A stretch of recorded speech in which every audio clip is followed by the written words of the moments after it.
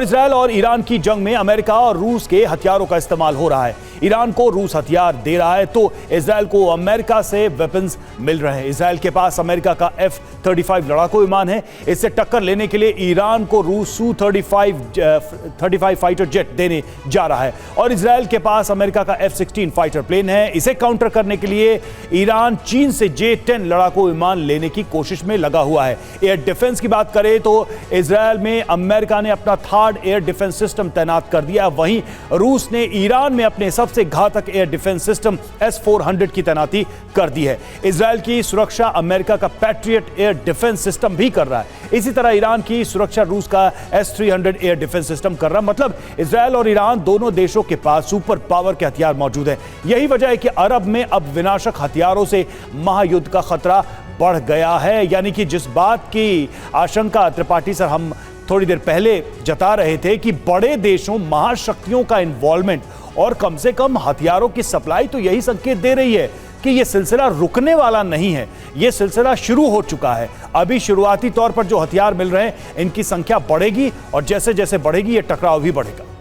देखिए, ये हथियार तो मिलने की संख्या आप सही कह रहे हैं कि ये अभी शुरुआत है। रूस की ओर से भी और अमेरिका की ओर से दोनों पक्षों को, युद्धरत देशों को, युद्धरत पक्षों को हथियार मिलेंगे। S-400 अभी मिला है। S-300 मेरे ख्याल से S-300 का जहाँ तक मुझे याद है कि अभी हाल में रिपोर्ट आई थी कि इजराइल ने S-300 के सिस्टम को कई जगह पे तबाह कर दिया और ये दिखा दिया है कि इनविंसिबल नहीं है। अब S-4 सिस्टम से ठीक है, इजराइल की S-4 सिस्टम और जुबीन अगर एक नया सिस्टम है जैसा कि पांडे जी बता रहे थे, तो मेरे ख्याल से इजराइल की प्रतिरक्षा प्रणाली बड़ी अच्छी हो जाएगी।